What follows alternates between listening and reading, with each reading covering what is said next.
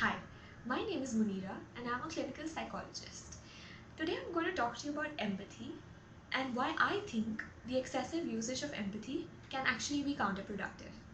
So let's begin by talking about empathy and what it really is. Empathy is basically putting yourself in the opposite person's shoes to experience what they're experiencing, to understand what they're going through, and then support them. Let me give you an example to explain my stance to you. As a therapist, I would actually interact with a lot of clients on a regular basis who are undergoing a variety of mental health issues.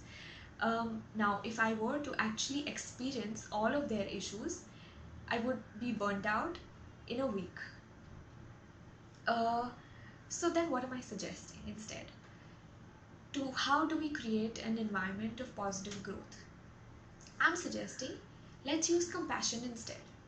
Now, while it may seem like the two are similar and they overlap, let me show you what the difference really is.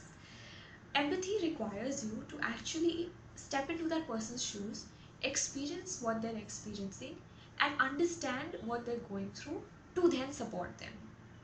Whereas compassion, on the other hand, makes you realize that we probably don't know what that opposite person has gone through.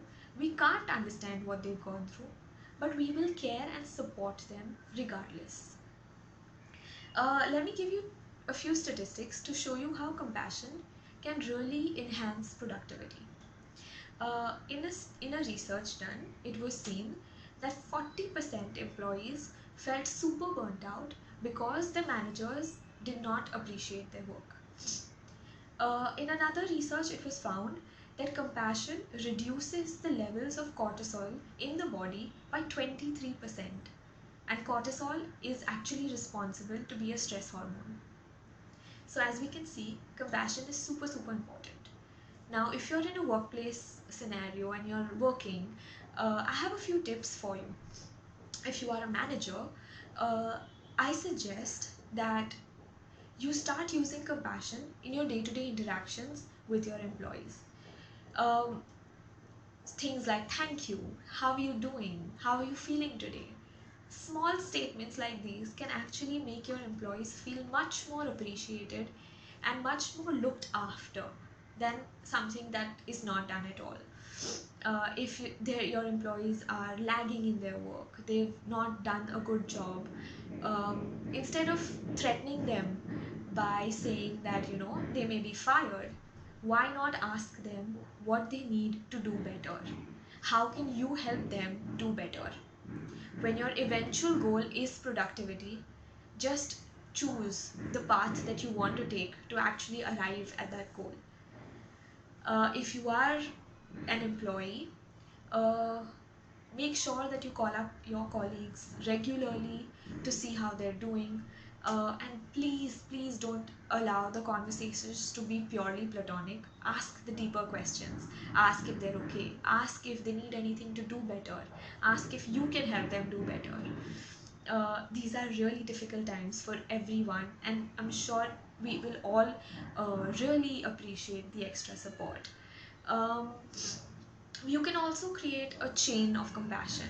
How you can do it is by actually assigning each employee the responsibility of the next employee to regularly call them up and just check on how they're doing.